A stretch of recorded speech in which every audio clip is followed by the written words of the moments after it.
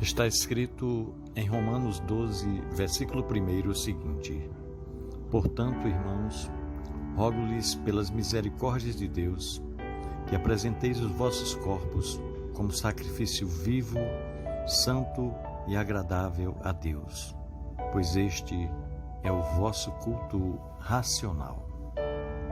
Meu irmão, minha irmã, uma vez justificados pela graça por meio de Cristo, a ideia é que vivamos de uma maneira que Deus seja honrado, pois todas as coisas são dele, por ele e para ele.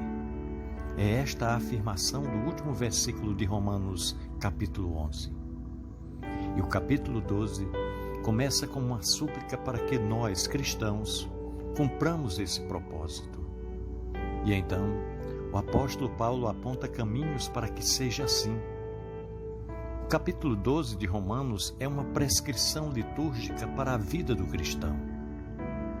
Estamos acostumados a liturgias para o culto do templo, mas sem uma liturgia que nos faça adoradores de fato com a vida. A liturgia do templo é perda de tempo, pois não honrará a Deus. Não há poesia, canção ou homenagens que façamos a Deus e seja recebida como adoração se a nossa maneira de viver não estiver manifestando harmonia com o reino de Deus.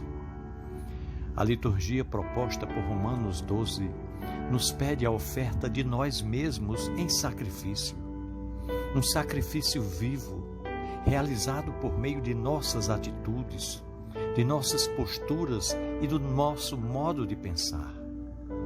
Uma liturgia que envolve aprendizado, amadurecimento e crescimento. Este é o verdadeiro culto cristão. Ou será que acreditamos que o culto do templo seja o que Deus espera de nós? Jamais foi, não é e jamais será. O que Deus espera é o culto de nossa vida, o culto racional. O que Deus espera é a adoração em espírito e em verdade de que falou Jesus para a mulher samaritana.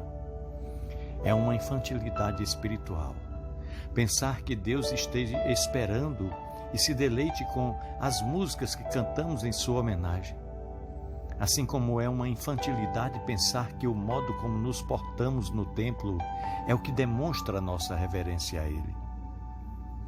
A reverência que Deus espera de nós, a que realmente revela que o levamos a sério, está no modo como vivemos e como nos relacionamos. Nosso coração contrito, nossa atitude misericordiosa e nossa humildade. Nosso amor e nosso serviço sem segundas intenções simbolizam o que Deus espera de cada um de nós. O culto na vida precisa dar sentido ao culto no templo, ou este jamais fará sentido. Em outras palavras, a liturgia do templo precisa estar em diálogo com a nossa vida. Do contrário, será apenas distração espiritual. Nós precisamos nos libertar do amor e apego aos nossos ritos religiosos.